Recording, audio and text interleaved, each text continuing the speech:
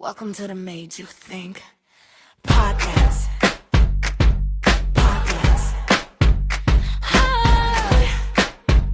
Yeah. Welcome to the Made You Think podcast. Welcome to the Made You Think podcast. Hey, everybody, and welcome back to Made You Think podcast. I'm your host, Megan Score, and our guest today, his name is Zay. What's up, y'all? So, today, our focus will be on relationships. Everyone you meet has a completely unique perspective on life, success, and struggle, and there's no single blueprint.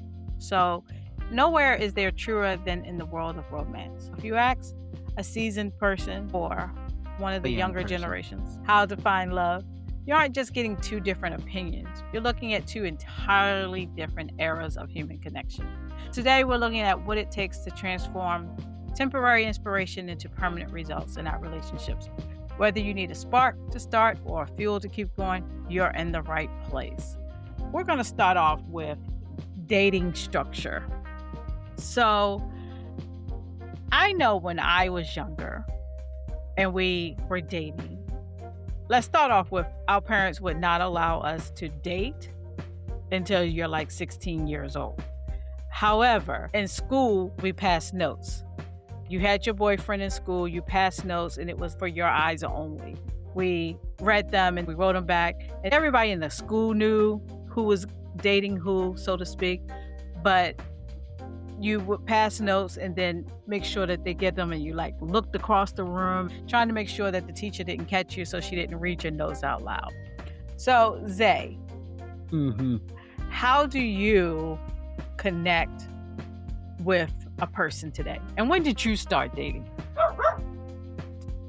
Well, I personally started dating in ninth grade, and I remember the whole passing notes stuff because I used to do that back in like elementary school. I remember making rubber band bracelets and folding them in notes and giving them to my fifth grade crush. And then she left me at the end of the school year because she moved. That was like the worst moment of my life. And then I was playing basketball and I had this one friend. She was there at every single game. I hated it because, then we ended up breaking up because like she was a grade lower than me. And that was like weird back in elementary school. But coming into high school, when I first started dating, there really was no real structure to it. It was kind of like, hey, you're the first person I met and you're the first guy, so we're kind of like together now. And then everybody just kind of saw how it went from there. And then if it went well for like 7 months, then y'all are solid. If not, then y'all go find somebody else and stop talking to each other. So let me ask you this question. We had a house phone, a cord that was connected to the phone, that was connected to the walls. If we got a phone call from our significant person, then we talked to them, but your parents answered the phone. So nowadays, you guys have cell phones. So do y'all still call or y'all just text? We got everything nowadays. We got FaceTime, and we got FaceTime on multiple different apps. Yes, we still call, especially if you're long distance, but we'll call, FaceTime. You can screen share, so y'all watching movies at night together. Yeah, I know y'all didn't have that, but we did not.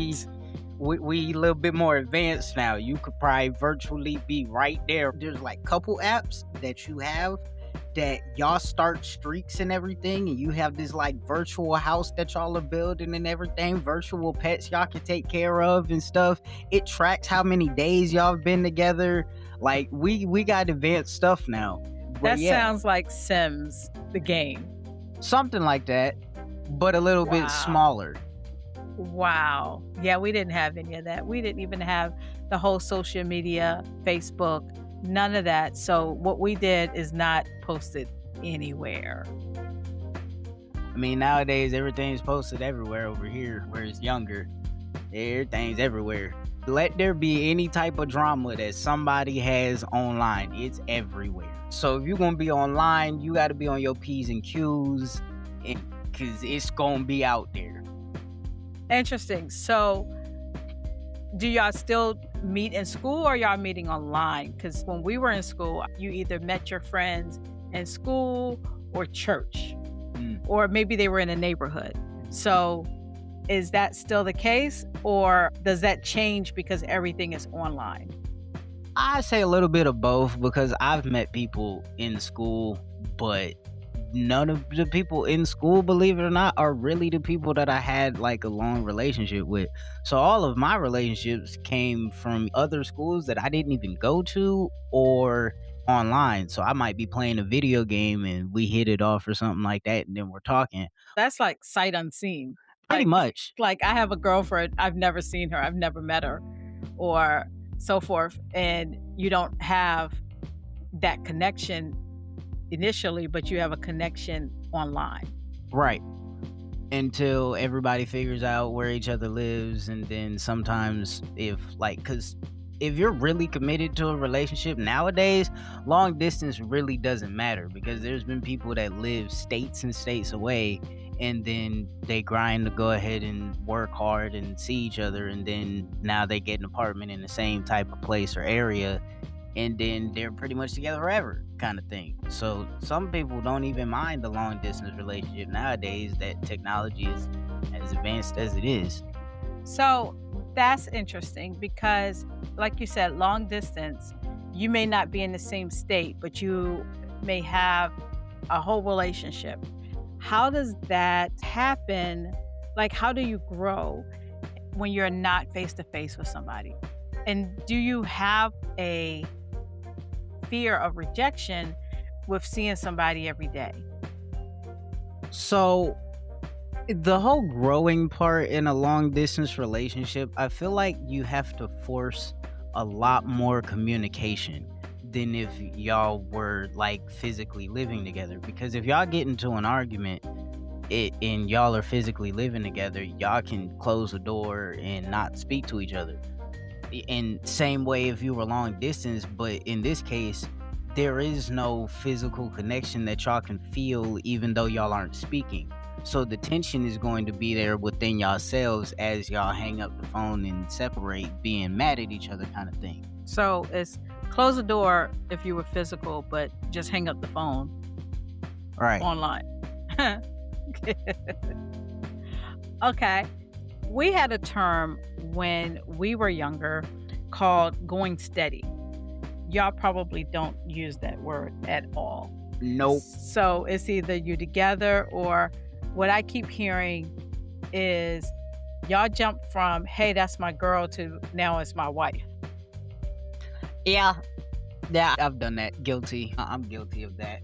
But for me personally, it's because of the fact that it's either one or two things. I've always wanted to be a husband, so that's just me.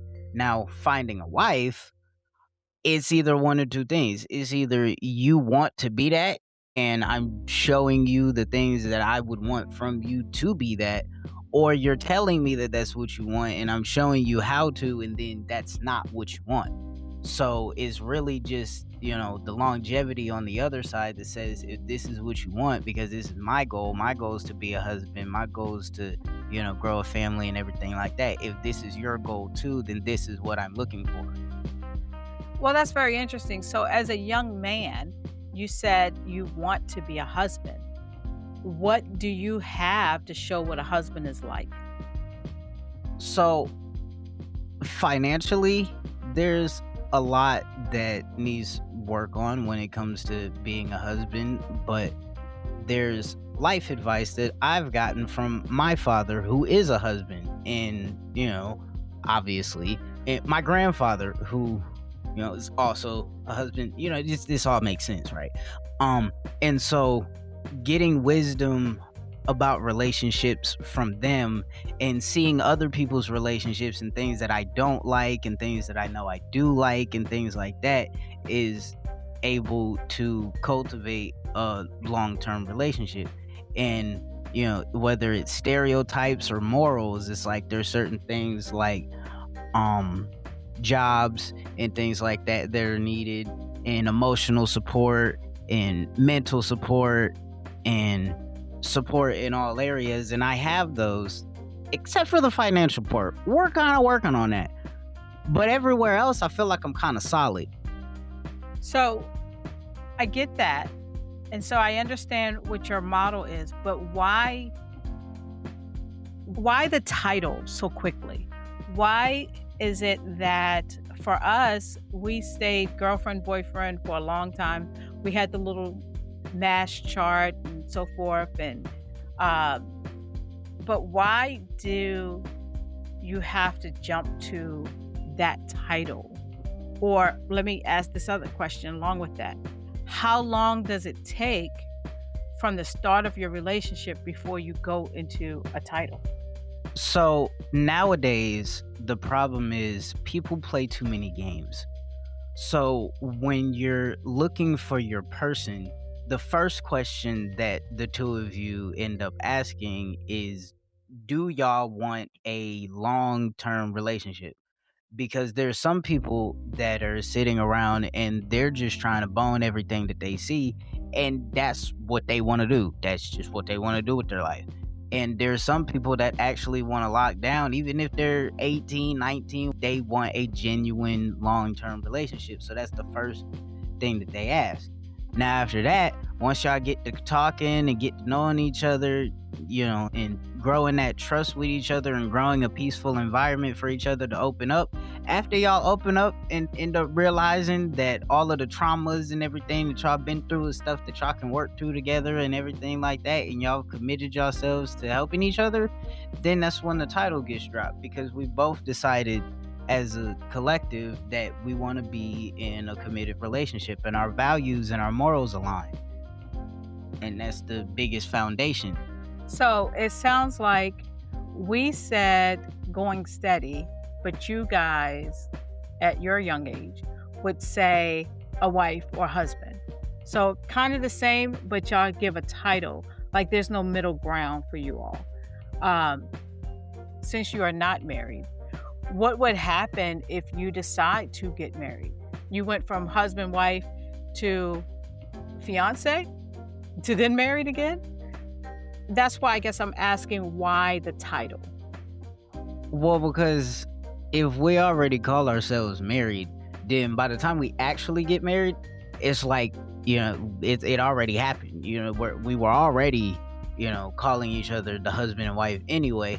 Now we're just doing all the celebration and festivities and, the ring and everything like that. Because, I've bought a ring before and, put it on our finger, said, bam, now we're married. And as long as you keep it on your finger, that's what everybody's going to assume. You can tell everybody that, and what they're going to say, other than, do you have any papers? So once you get the papers, everything else got taken care of probably about 3 months in. We're just checking stuff off the list at this point. So back to the title. So then when y'all break up, there's no divorce. So that's why that's interesting that you guys use a title when if things don't work out, then it's just over. That is truly not how a marriage works. That's why we established that divorce is not an option once we put that husband and wife thing out there. Because in our brains, as young as we are, we say if you're a girlfriend, then you're convenient kind of thing. You're optional kind of thing. It's weird, but that's the way that people think. Like, if this my girl, this my girlfriend, this my whatever, it's like you're a homegirl. You're like the closest female friend that I got kind of thing. And it's like, if people want to push that further, then that's when you upgrade the title. Because it's like, no, you're exclusive. Like, you're mine, I'm yours, we're committed. When people have this whole girlfriend, boyfriend title, they don't seem as committed. And that's the problem that I've had in relationships, is like, oh, I'm your girlfriend. That has nothing to do with me. But then, I jump into a relationship and I'm like, you're my wife. And she goes, well, I'm your wife. That has everything to do with me. Interesting. Okay, so for you guys, and let me make sure I'm understanding that this is the utmost commitment to a person, even though you don't have the papers and it's not legal, so to speak. But you, in your mind, if you give that person that title, then that means you are exclusive. You're not going to date. you're not going to see anybody else. You're not talking to anybody else, and you expect the same from that person. Right. Interesting. Okay. Well, then how do you know, especially you guys at a young age? You talked about your fifth grade girlfriend and so forth, but how do you know if you have love versus lust?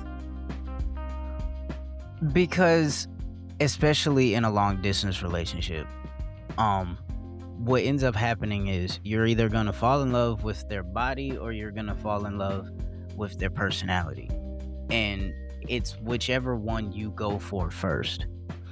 Whichever one you go for first is what that ends up being determined. So if I look at a person and I go, oh my God, she looks beautiful, and then I talk to her and that's all I seem to be talking about is that she's beautiful, but then she gets to talking about her life and everything like that, and I'm uninterested, but I want to be with you anyway, that's lust. Because I'm just falling in love with the fact that you look good. I'm not falling in love with what you have going on or what you're about or anything like that. I'm falling in love with your looks. So even if you look good, I can still fall in love with what you have. That's supposed to be the main thing that I fall in love with. So even if you wake up and you ugly, I'm still gonna love you because I love the person, not the looks. If you're wearing a wig and everything and eyeliner and all this makeup and everything and you wipe it all off, I still love you. If you put it all back on, I still love you because it's what's on the inside that matters. Okay, so now we're talking out of school and you're meeting them online. How does that work as far as young relationships?